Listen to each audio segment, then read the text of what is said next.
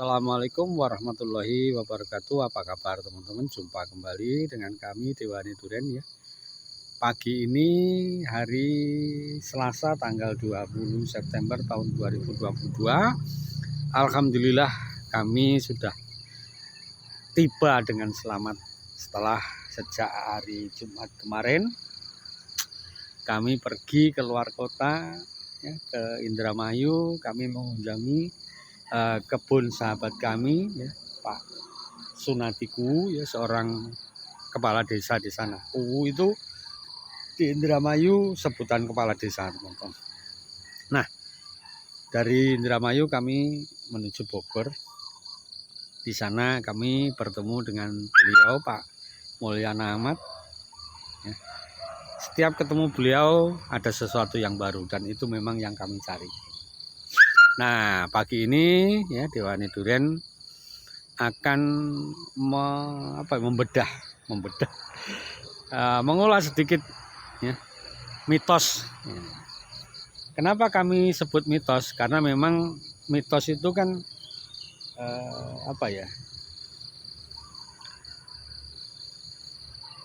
sesuatu yang dianggap menjadi penyebab ya, mitos itu. Contoh misalnya gini, selama ini di masyarakat di sekitar kami, sekali lagi di sekitar kami, itu banyak yang mengatakan bahwa pohon durian tidak bisa hidup di dataran rendah. Ya, pohon durian tidak bisa hidup tidak bisa hidup dan berbuah ya, tambah hidup dan berbuah di dataran rendah. Ya. Pohon durian tidak bisa hidup ya di tanah hitam yang lengket. Ya. Pohon durian itu hanya bisa hidup di daerah dingin, di daerah pegunungan yang tanahnya merah. Nah, sekarang pertanyaannya adalah apakah itu mitos atau fakta? Itu menurut Dewani Duren mitos, bukan fakta. Faktanya ya, tanaman durian bisa hidup di dataran rendah dengan temperatur tinggi. Tanaman durian bisa hidup di tanah liat, hitam liat, dataran rendah, temperatur juga tinggi. Ya. Itu fakta. Contohnya kalau saya suruh menunjukkan fakta ya di depan teman-teman ini, di video ini. Di tempat kami ini teman-teman MDPL-nya hanya 46. Ya, MDPL-nya hanya 46 teman-teman. Dari permukaan laut. Di tempatnya Pak Kuwu kemarin lebih rendah lagi. Apakah di tempat Pak Kuwu kemarin tanahnya merah? Tidak. Justru beliau bercocok tanam di kebun durian setelah topsoilnya sedalam 1,5 meter diambil. Jadi di tempat Pak Kuwu kemarin ya, tanahnya blanket, tanahnya liat. Tetapi kenapa bisa subur? Ya karena ada upaya tangan-tangan dari luar yang berperan menyuburkan tanah di sana sehingga tanamannya tumbuh dengan baik. Nah, kalau ada yang mengatakan bahwa pohon durian tidak bisa berbuah di dataran rendah, nah di tempat kami dataran rendah. Faktanya bisa berbuah, bisa berbunga. Ini fakta teman-teman, bukan mitos. Ini fakta ya. Ini fakta. Ini malah kami juga bingung ini. Berbunga, berbuah.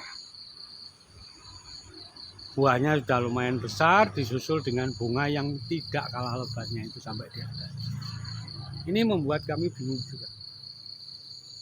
Karena apa? Di satu sisi ada proses pematangan, sekarang sedang proses pematangan buah, sedangkan di sisi lain energinya juga harus diserap untuk menjadi buah. Ini contoh aja. Nah ini faktanya bisa berbuah, bukan mitos. Nah ini faktanya bisa berbuah. Kebunnya dataran rendah, ya, temperaturnya kalau siang bisa 34.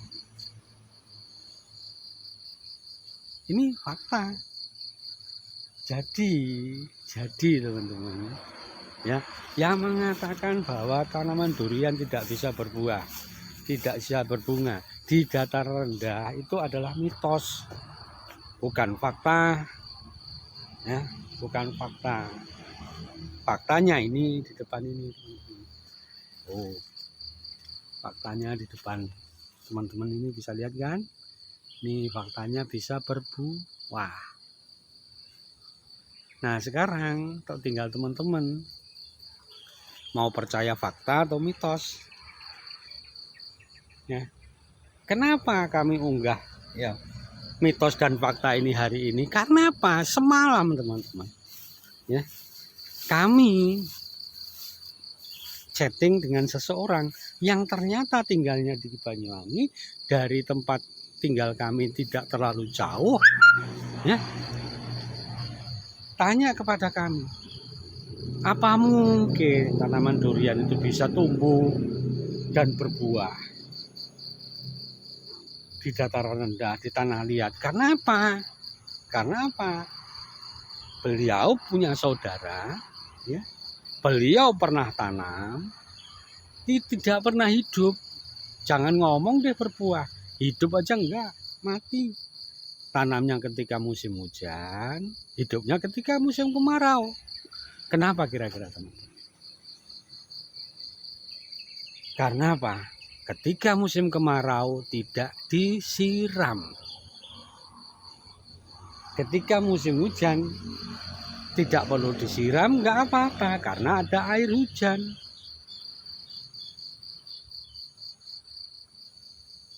Gitu. Kemudian ada tanaman saudaranya yang sudah 4 tahun, ketika berbunga rontok semua. Nah, saudaranya tidak pernah mencari kenapa kok bisa rontok. Kalau Dewani Durian kan dicari kenapa bisa rontok.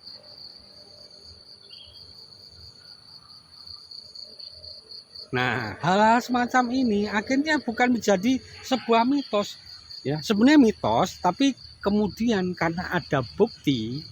Nah, bukti itu kan macam-macam, teman-teman. Buktinya sudah ada upaya lebih jauh enggak? Ternyata enggak. Begitu rontok ya udah. Enggak ada pikiran bagaimana, apa sih penyebabnya rontok. Kenapa tanaman itu bunga durian bisa rontok? Ya, tidak pernah dicari. Kalau Dewani Durian kan dicari. Karena ada ilmu yang mendasarinya. Apa ilmunya? Kenapa bunga durian rontok? Penyebabnya bisa 2 di musim hujan, ya. Yang pertama, ya, karena air hujan mengandung nitrogen sehingga menginisiasi munculkan tunas baru, daunnya rontok, ya kan? Yang kedua, gagal dibuahi sehingga daunnya juga bukan daunnya, bunganya rontok karena gagal dibuahi atau diserbukan, rontok. Nah, hal ini, gitu, penyebabnya ini tidak pernah dicari, ya. Bisa 2 sebabnya, karena malas, kalau memang, ya, tidak ingin tahu, sehingga yang tadinya menjadi sebuah mitos berubah menjadi fakta yang disakini oleh dirinya sendiri, kemudian ini disebarkan kemana-mana. Contoh misalnya, ketika pertama kali Dewani Durian berkebun durian, ya teman-teman, ya, mereka mengatakan, lihat nanti pasti mati. Lihat nanti pasti mati. Ketika Dewani Durian semai bibit, mereka ngomong, siapa yang mau beli? Nah, seandainya pada waktu itu kami percaya dengan apa yang mereka ucapkan, hari ini kami tidak bisa melihat ini, teman-teman. tidak bisa melihat pohon kami berbuah. Tidak bisa. Karena kami sudah yakin dengan mitos yang diubah, yang diyakini menjadi sebuah fakta ya, oleh masyarakat. Bahwa pohon durian di dataran rendah tidak bisa berbuah dan berbunga. Tuh. Ya. Jadi itulah teman-teman. Ya.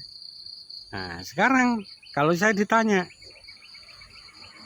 apakah durian itu bisa tumbuh di Indonesia di segala tempat? Bisa. Selama di Indonesia. Ingat teman-teman, ya durian itu buah tropis dan Indonesia setahu kami juga beriklim tropis. Sudah. Takutnya di mana? Nggak perlu takut. Nggak perlu takut. Ya, nggak perlu takut. Karena apa? Mitos-mitos ya, apa yang diyakini masyarakat tadi, faktanya hanyalah sebuah mitos, bukan sebuah fakta yang perlu dipercaya. Lah kalau teman-teman masih percaya mitos, ya sudah, sana percaya itu.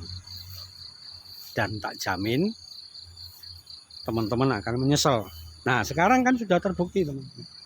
Terbukti Dewan Durian bisa membuktikan bahwa berkebun durian di dataran rendah bisa berbunga, bisa berbuah, dan insya Allah bertahan lama. Kalau teman-teman pengen tahu caranya, datang ke tempat kami.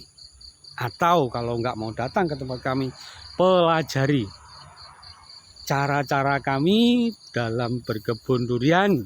Di mana? Bisa di Facebook, ya, bisa dari channel YouTube kami. Ya, silahkan teman-teman bisa belajar. Kami sudah banyak sekali membuat video, ya, gratis, nggak usah bayar.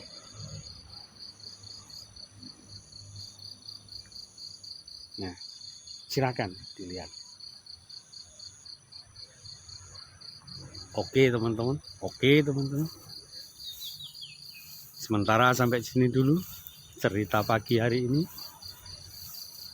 Semoga bermanfaat. Ya, tetap semangat dalam berkebun durian. Assalamualaikum warahmatullahi wabarakatuh.